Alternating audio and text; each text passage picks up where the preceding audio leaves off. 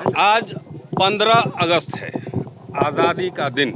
लाल किला के प्राचीर से प्रधानमंत्री जी का ज़बरदस्त भाषण था। परिवारजनों नए टर्मिनोलॉजी के साथ लाल किला पर आए हैं। हम लोग अभी सयाना गांव, बुलंदशहर ज़िला लौंगा सराय उस गांव में है। इतिहास में हमने 2 स्तंभ सुने थे, अशोक स्तंभ और भीमा कोरे गांव स्तंभ।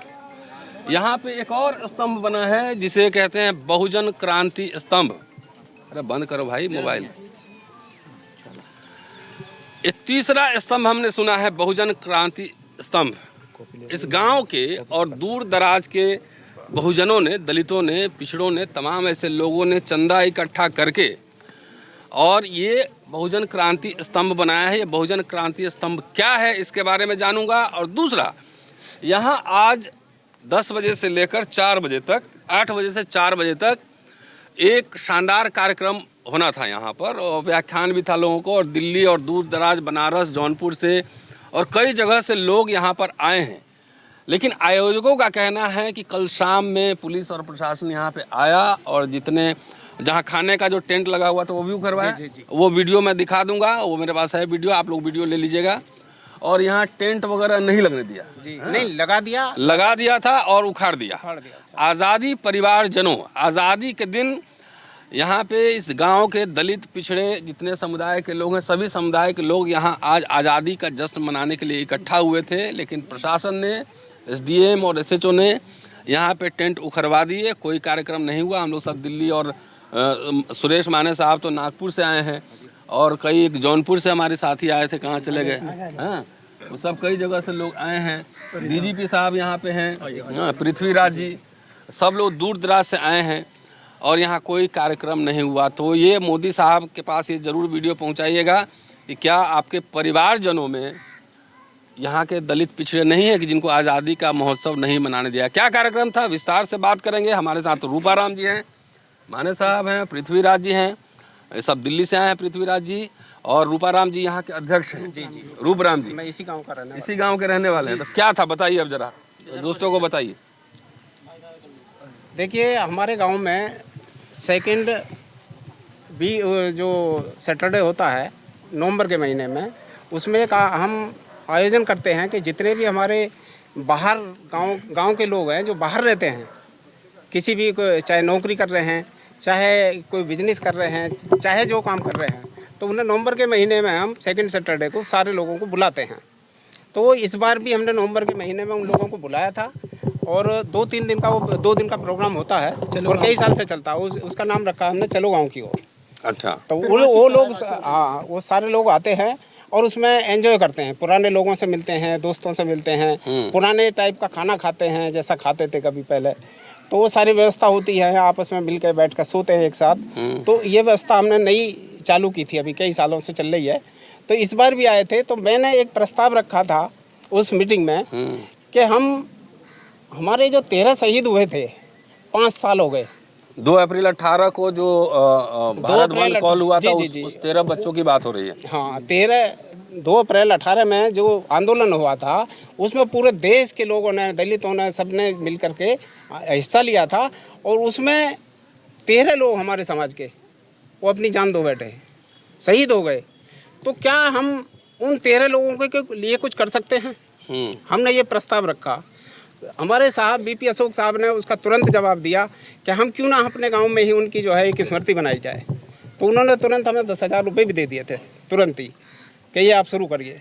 तो हमने उसका काम शुरू कर दिया था अपने पैसे से। ये जमीन किसकी है? ये जमीन स्कूल की जमीन थी। ये डॉक्टर देवी सिंह अशोक जी हैं, उनके पिताजी ने ये दान की थी स्कूल के लिए। 2.5 बीघा जमीन थी, ये उन्होंने दान की थी। और उसी में ये स्कूल चल रहा था, doctor Ambedkar junior high school. अभी स्कूल चलता है कि नहीं? जी, अब स्कूल बंद हो चुका है, लेकिन यहाँ झंडा आरोहण पहले से ही हर साल होता है। स्कूल क्यों बंद हो गया? स्कूल बंद हो गया था, कुछ मैनेजमेंट की प्रॉब्लम रही, कुछ पैसे की भी दिक्कत रही। फिर उनके बीमारी के कारण वो बीमार हो गए, डॉक्टर देवी सिंह अशोक बीमार हो गए, वो ध्यान नहीं दे पाए, इसलिए स्कूल बंद। गाँव में कोई काबिल आदमी नहीं था चलाने वाला? बस वो यही समझ लिए, अब तो कोई काबिल था ही नहीं उस समय। यदि काबिल होते तो हम चला लेते। चलिए आगे क्या हुआ फिर? आगे बताइए। तो ये हमने जो है इसका स्तंभ का निर्माण कर दिया और समाज के लोगों का हमें सहयोग मिला, तो हमने जो है इसे इसे भव्य रूप दिया। आज आपने आज के कार्यक्रम के लिए क्या आज के लिखा था? कार्यक्रम का ये था, हमने 2 अप्रैल 23 के लिए हमने यहाँ परमिशन मांगी थी और हमने 15 दिन पहले से परमिशन की लगा रखी थी। हमारी परमिशन हो भी चुकी थी, लेकिन LIU और बता दिया, हमें तो ये बता दिया LIU की रिपोर्ट के कारण आपकी जो परमिशन रद्द की जाती है। आज के कार्यक्रम नहीं, 2 अप्रैल 23 की। अच्छा, वो हो गई। फिर बुद्ध पूर्णिमा की बात आई थी, बुद्ध पूर्णिमा की भी हमें परमिशन नहीं मिली। उसका भी हमने जो है प्रसाद वैसे ही बांट दिया ये था। उद्घाटन करने के लिए? जी, ये बहुजन क्रांति सभा उद्घाटन के लिए? जी। अच्छा, तो इसके लिए परमिशन की क्या जरूरत थी? ये आपका जमीन है, अपने जमीन में बनाया, तो परमिशन की क्या कोई जरूरत थी? नहीं, आप देख रहे हो हमारा टेंट फिर भी नहीं दी, टेंट उखाड़ दिया। जरूरत नहीं थी, लेकिन हमें फिर भी नहीं दी। तो ये कार्यक्रम के बारे में बताइए, क्या आपने अब लिख के ये दिया? कार्यक्रम ये था कि हमें शासन आदेश था कि इसमें प्रधानमंत्री का भी आह्वान है कि हर घर में तिरंगा होना चाहिए, हर संस्थान पर तिरंगा होना चाहिए, हर सरकारी बिल्डिंग पर तिरंगा होना चाहिए, प्राइवेट बिल्डिंग पर तिरंगा होना चाहिए। तो माननीय प्रधानमंत्री के आह्वान पर हमने यहाँ पे जो है झंडे का आयोजन किया, करने का जो हमने फैसला लिया। कार्यक्रम था, पढ़ के बताइए उसमें से। हमने ये था, इसमें कार्यक्रम था कि जो भी हमारे गांव के मिलिट्री पर्सन हैं, रिटायर पर्सन हैं, उन लोगों को सम्मानित करना था। और जो एक लड़का हमारे गांव का कारगिल में शहीद हो गया था, उसके फादर हर बार यहाँ झंडा फहराते थे, शिवचरण जी, उनकी देहांत हो गया 2 महीने पहले, इसलिए उसकी जिम्मेवारी भी हम पे आ गई। और उसकी मदर को भी आना था, वो अचानक बीमार हो गई। ठीक है, तो उनको भी सम्मानित करना था हमें। लेकिन हमें जो है इसकी 13 तारीख को हम गए थे वहाँ DMS इसके SDM के पास, तो उन्होंने मीटिंग की रात को 9 बजे। हम लोग बहुत देर हमें जो है बिठाए रखा। पहले 4 ये बजे बताइए, ये ग्राम पंचायत है कि नगर निगम क्षेत्र में? ये ग्राम पंचायत है। तो ग्राम पंचायत मुखिया पंच को आपने न्योता दिया था? प्रधान वगैरह को? प्रधान तो हमारी मीटिंग में है ही, मीटिंग में ही है। तो हो गया, तो सारे लोग उन्होंने पैसे भी दिए हैं, वो सारे चीज़ है। तो फिर क्या हुआ वहाँ पे? तो उन्होंने कहा कि इसमें आप जो है कल को परमिशन ले लो 14 तारीख के लिए। हम सुबह 14 तारीख के लिए 2 आदमी गए और उन्होंने जो है, मैडम आई नहीं, IDM मैडम, क्या नाम है? प्रियंका गोयल। अच्छा, हाँ, तो वो जो है ऑफिस में ही नहीं आई। फिर उन पर फ़ोन पर वार्ता हुई, फ़ोन पर उन्होंने कहा कि आपको परमिशन की ज़रूरत नहीं है, आप CO साहब से मिल लो। CO सियाना से मिल लो। हाँ जी, हम CO सियाना के पास गए, उन्होंने कहा SSP साहब ने मना कर दिया है, आपको कोई परमिशन नहीं मिलेगी। कौन है SSP? तो मैं आपके खिलाफ भी मुकदमा लिखूंगा। अभी तो ज्यादा है, तो 15 तो 20 तो बहुजन मीडिया वाले हैं, 20-25 तो उसने बोला कि मैं आपके खिलाफ मुकदमा लिखूंगा। तो फिर मैंने उन्हें ये सरकार का आदेश दिखाया कि जो सरकार के आपके जो मुख्य सचिव है UP सरकार के, उनका ये आदेश आप पीछे पढ़ लीजिए, और इसमें आइटम नंबर 5 है। मैंने उन्हें पढ़ के दिखाया कि हम जो चीज़ मांग रहे हैं वो चीज़ इसमें है, तो आप हमें परमिशन देने के लिए क्या दिक्कत कर रहे हैं, इसमें कौन सी मुश्किल हो गई। और ये दुर्गा शंकर मिश्र मुख्य सचिव ये की मुख्य तरफ से सचिव, आया? हाँ जी, ये हमने नेट से अपलोड किया था। अच्छा, चलिए, तो आपका टेंट उखाड़ दिया, कार्यक्रम नहीं होने दिया? जी, मतलब स्वतंत्रता दिवस नहीं मनाने दिया? जी। तो आप की जो कमेटी है वो प्रधानमंत्री जी ने आज परिवारजनों कहा है सबको, तो आपकी कमेटी क्या प्रधानमंत्री को, होम मिनिस्टर को चिट्ठी लिखेगी? बिल्कुल लिखेंगे। मेरा तो ये है कि हम जो है पोस्ट कार्ड से भेजें, पोस्ट कार्ड भेजें, कम से कम 1 लाख लोग, सारे लोग भेजें पोस्ट कार्ड प्रधानमंत्री। दलितों को स्वतंत्रता दिवस नहीं मनाने दिया गया? यही बात है ना? सारे लोगों से मैं तो आह्वान करता हूँ कि सब जो है पोस्ट कार्ड भेजें। 15-15 पैसे का आता है, वो सब अपने राष्ट्रपति को और जो है चीफ जस्टिस को भेजें। माने साहब, आप तो बहुत दूर से आए हैं, आगे आ जाइए। जी, आप दूर से आए हैं बहुत, और क्या देखा आपने यहाँ, क्या चल रहा है माहौल? ये आज़ादी के दिन बड़े अचंभे और अनूठी बात है कि उत्तर प्रदेश जैसे जहाँ 20% दलितों की आबादी है, बाबा साहब मानने वाले लोगों की आबादी है, और वो भी बुलंदशहर जैसा जिला जहाँ से मायावती जैसे नेता भी पैदा हुई है, ऐसे बुलंदशहर के ज़िले में आज़ादी का दिन मनाने को प्रशासन की तरफ से, पुलिस की तरफ से अगर पाबंदी लगती है तो उसका जितना भी धिक्कार किया जाए, जितना भी उसका प्रोटेस्ट किया जाए, निषेध किया जाए, उतना ही कम है। और जबकि जो हमारे 5 साल पहले आंदोलन में जो शहीद हुए, उनका मान सम्मान करना, तो आज़ादी का जश्न भी तो शहीदों का मान सम्मान करना ही होता है। और जब आज के प्रोग्राम में कारगिल वॉर में कोई शहीद हुआ है, उसका सम्मान करना है, कोई स्वातंत्र्य सैनिक है उसका सम्मान करना है, तो उसमें सरकार की तरफ से जिस तरह से पाबंदी लगाई, ये एक तरफ पुलिस की लगभग एक तरफा कार्रवाई कहते हैं, जिसको एक डिक्टेटोरियल रूल कहा जा सकता है।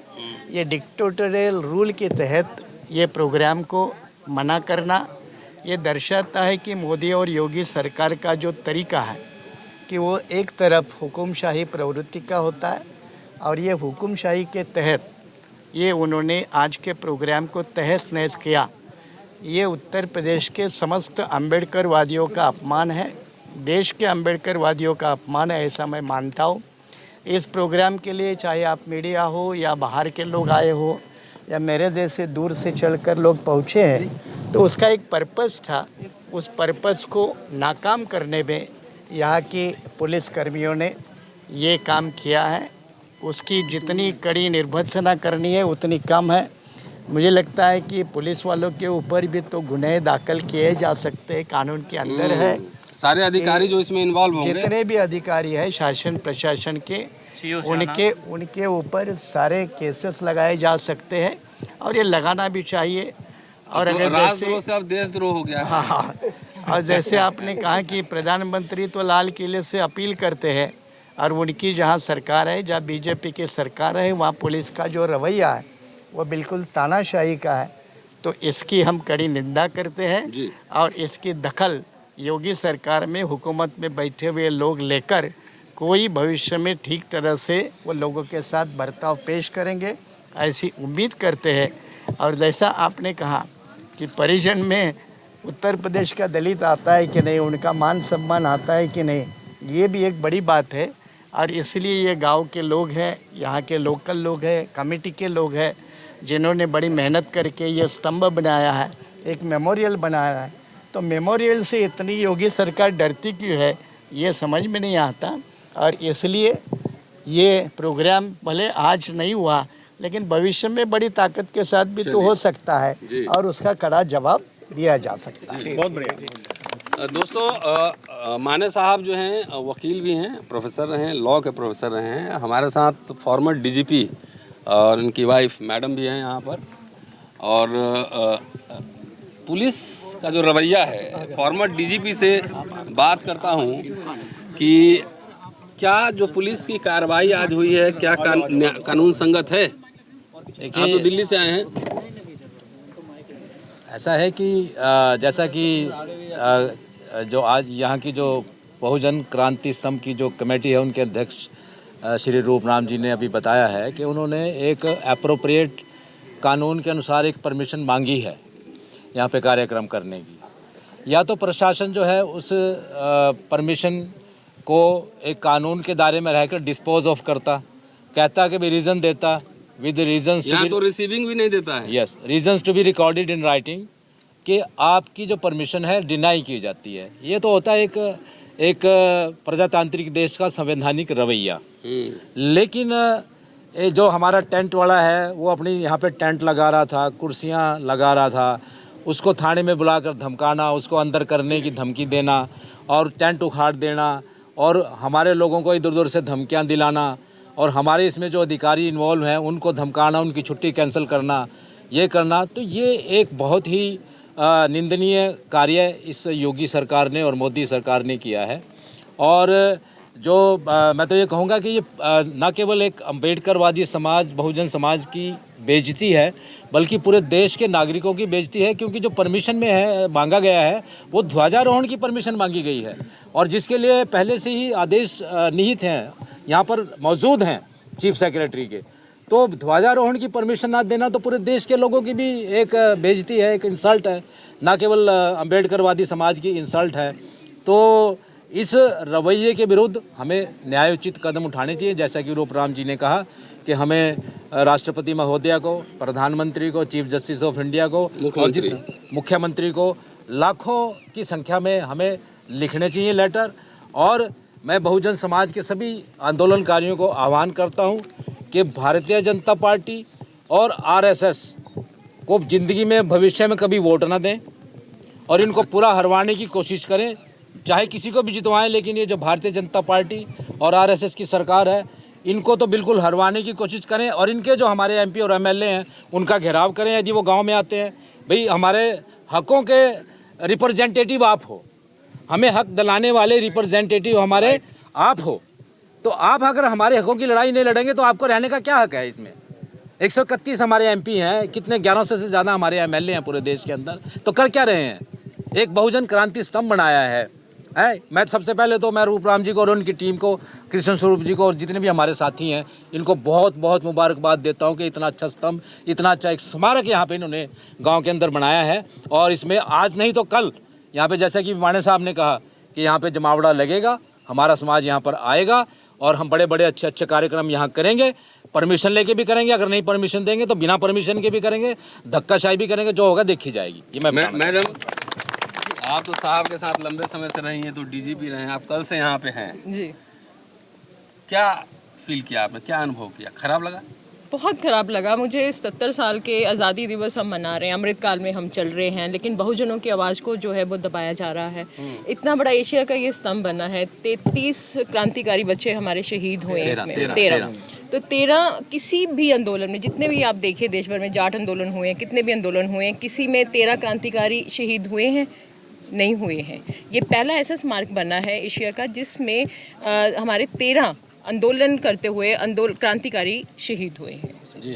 सो मुझे बहुत दुख है। अगर मतलब झंडे के लिए, तिरंगे के लिए तो ये परमिशन दे सकते हैं, और जब हम लोग शहीदों को परमिशन मांगा था, मांगा वही और था, वो है भी है। और शहीदों को अगर हम सम्मानित करना चाहते हैं, जिनके बच्चे कारगिल में और शहीद हुए हैं, अगर उनको हम उनके परिवार को हम सम्मानित करना चाहते हैं, तो इसमें बुराई क्या है? उसके लिए भी हमें ये प्रशासन मना करेगा क्या? मोदी जी तो खुद कहते हैं कि आर्मी पे जो हमारे जवान बॉर्डरों पे लड़ते हैं, अगर उनका परिवार यहाँ है, अगर हम उनको सम्मानित कर रहे हैं, तो इसमें बुराई क्या कर रहे हैं? रूपराम जी, तो क्या आप सबको लिखेंगे चिट्ठी? जी, आंदोलन मैं तो लिखूंगा, मैं तो लिखूंगा। आप नहीं ना, पूरा कमिटी है ना, मैं तो सबसे कहता हूँ, मैं तो सबसे आह्वान करता हूँ, पोस्ट कार्ड भेजें, जो और भी पढ़े, और लोग भी पढ़े, घरों को तो लिखना चाहिए। पोस्ट कार्ड में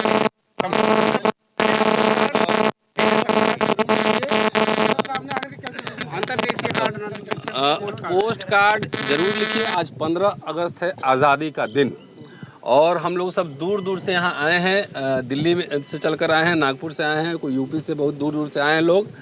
और यहाँ जो आयोजक हैं उन्होंने कहा कि पूरा टेंट उखड़वा दिया गया है, खाने में टेंट लगा हुआ तो वहाँ भी उखड़वा दिया है, और यहाँ का थानेदार, एसडीएम और एसएसपी किसी ने मतलब कार्यक्रम होने ही नहीं दिया। तो दलितों की आज़ादी पूरी है या आधी है, सोचना आपको है। ज़रूर पत्र लिखिए प्रधानमंत्री को और राष्ट्रपति को, मुख्यमंत्री को ज़रूर पत्र लिखिए कि ये आज़ादी दलितों की भी आज़ादी है कि किसी और, कि सिर्फ किसी और के लिए। शुक्रिया। हेलो हेलो, शुरू करें? रेडी? ऑन कर लो सब। आज 15 अगस्त है, आज़ादी का दिन। लाल किला के प्राचीर से प्रधानमंत्री जी का जबरदस्त भाषण था। परिवारजनों नए टर्मिनोलॉजी के साथ लाल किला पर आए हैं। हम लोग अभी सयाना गांव, बुलंदशहर जिला, लौंगा सराय, उस गांव में है। इतिहास में हमने 2 स्तंभ सुने थे, अशोक स्तंभ और भीमा कोरे गांव स्तंभ। यहाँ पे एक और स्तंभ बना है जिसे कहते हैं बहुजन क्रांति स्तंभ। अरे बंद करो भाई मोबाइल। ये तीसरा स्तंभ हमने सुना है बहुजन क्रांति स्तंभ। इस गांव के और दूर दराज के बहुजनों ने, दलितों ने, पिछड़ों ने, तमाम ऐसे लोगों ने चंदा इकट्ठा करके और ये बहुजन क्रांति स्तंभ बनाया है। ये बहुजन क्रांति स्तंभ क्या है इसके बारे में जानूंगा। और दूसरा, यहाँ आज 10 बजे से लेकर 4 बजे तक, 8 बजे से 4 बजे तक एक शानदार कार्यक्रम होना था यहाँ पर, और व्याख्यान भी था लोगों को, और दिल्ली और दूर दराज, बनारस, जौनपुर से और कई जगह से लोग यहाँ पर आए हैं।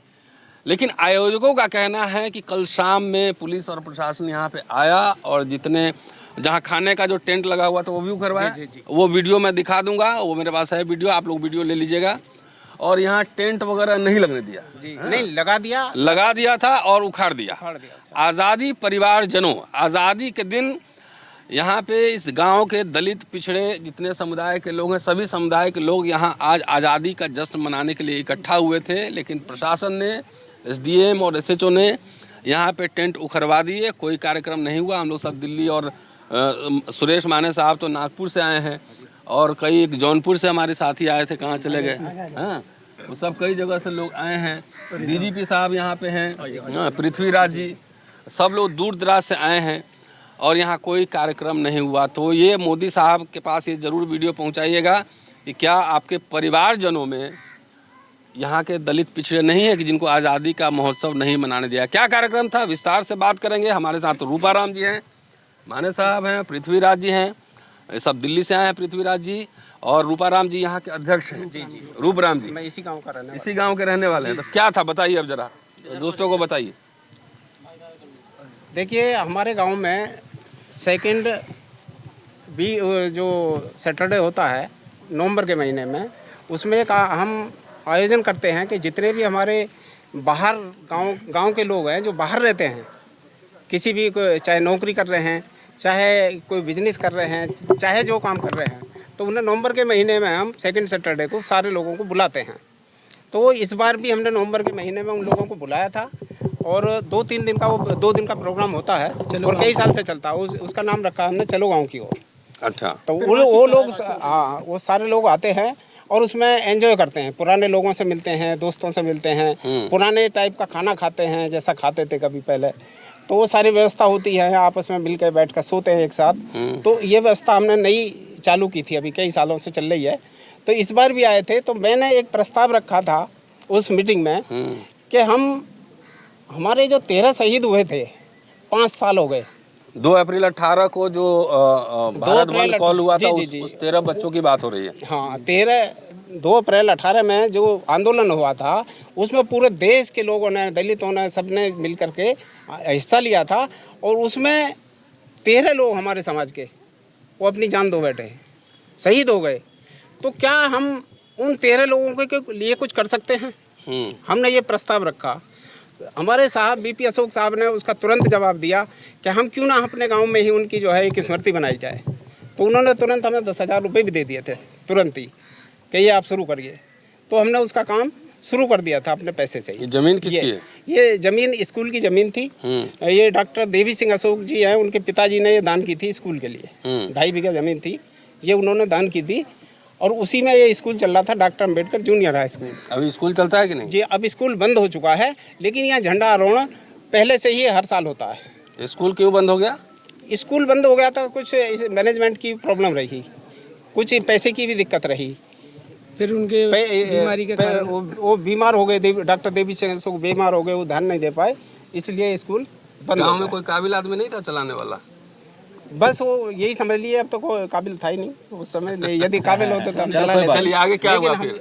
आगे बताइए। तो ये हमने जो है इसका स्तंभ का निर्माण कर दिया और समाज के लोगों का हमें सहयोग मिला, तो हमने जो है इसे भव्य रूप दिया। आज आपने आज के कार्यक्रम के लिए क्या आज के लिखा था? कार्यक्रम का ये था, हमने 2 अप्रैल 23 के लिए हमने यहाँ परमिशन मांगी थी और हमने 15 दिन पहले से परमिशन की लगा रखी थी। हमारी परमिशन हो भी चुकी थी, लेकिन LIU और बता दिया, हमें तो ये बता दिया LIU की रिपोर्ट के कारण आपकी जो परमिशन रद्द की जाती है। आज के कार्यक्रम नहीं, 2 अप्रैल 23 की। अच्छा, वो हो गई। फिर बुद्ध पूर्णिमा की बात आई थी, बुद्ध पूर्णिमा की भी हमें परमिशन नहीं मिली। उसका भी हमने जो है प्रसाद वैसे ही बांट दिया ये था। उद्घाटन करने के लिए? जी, ये बहुजन क्रांति जी, सभा जी, उद्घाटन जी, के लिए? जी। अच्छा, तो इसके लिए परमिशन की क्या जरूरत थी? ये आपका जमीन है, अपने जमीन में बनाया, तो परमिशन की क्या कोई जरूरत थी? नहीं, आप देख रहे हो हमारा टेंट फिर भी नहीं दी, टेंट उखाड़ दिया। जरूरत नहीं थी, लेकिन हमें फिर भी नहीं दी। तो ये कार्यक्रम के बारे में बताइए, क्या आपने अब लिख ये के दिया? कार्यक्रम ये था कि हमें शासन आदेश था कि इसमें प्रधानमंत्री का भी आह्वान है कि हर घर में तिरंगा होना चाहिए, हर संस्थान पर तिरंगा होना चाहिए, हर सरकारी बिल्डिंग पर तिरंगा होना चाहिए, प्राइवेट बिल्डिंग पर तिरंगा होना चाहिए। तो माननीय प्रधानमंत्री के आह्वान पर हमने यहाँ पे जो है झंडे का आयोजन किया, करने का जो हमने फैसला लिया। कार्यक्रम था, पढ़ के बताइए उसमें से। हमने ये था, इसमें कार्यक्रम था कि जो भी हमारे गांव के मिलिट्री पर्सन हैं, रिटायर पर्सन हैं, उन लोगों को सम्मानित करना था। और जो एक लड़का हमारे गांव का कारगिल में शहीद हो गया था, उसके फादर हर बार यहाँ झंडा फहराते थे, शिवचरण जी, उनकी देहांत हो गया 2 महीने पहले, इसलिए उसकी जिम्मेवारी भी हम पे आ गई। और उसकी मदर को भी आना था, वो अचानक बीमार हो गई। ठीक है। तो उनको भी सम्मानित करना था हमें। लेकिन हमें जो है इसकी 13 तारीख को हम गए थे वहाँ DMS इसके SDM के पास, तो उन्होंने मीटिंग की रात को 9 बजे। हम लोग बहुत देर हमें जो है बिठाए रखा। पहले 4 ये बजे बताइए, ये ग्राम पंचायत है कि नगर निगम क्षेत्र में? ये ग्राम पंचायत है। तो ग्राम पंचायत मुखिया पंच को आपने न्योता दिया था? प्रधान वगैरह को? प्रधान तो हमारी मीटिंग में है ही, मीटिंग में ही है। तो हो गया, तो सारे लोग, उन्होंने पैसे भी दिए हैं, वो सारे चीज़ है। तो फिर क्या हुआ वहाँ पे? तो उन्होंने कहा कि इसमें आप जो है कल को परमिशन ले लो 14 तारीख के लिए। हम सुबह 14 तारीख के लिए 2 आदमी गए और उन्होंने जो है, मैडम आई नहीं, IDM मैडम। क्या नाम है? प्रियंका गोयल। अच्छा। हाँ, तो वो जो है ऑफिस में ही नहीं आई। फिर उन पर फ़ोन पर वार्ता हुई। फ़ोन पर उन्होंने कहा कि आपको परमिशन की ज़रूरत नहीं है, आप CO साहब से मिल लो। CO सियाना से मिल लो। हाँ जी, हम CO सियाना के पास गए। उन्होंने कहा SSP साहब ने मना कर दिया है, आपको कोई परमिशन नहीं मिलेगी। कौन है SSP?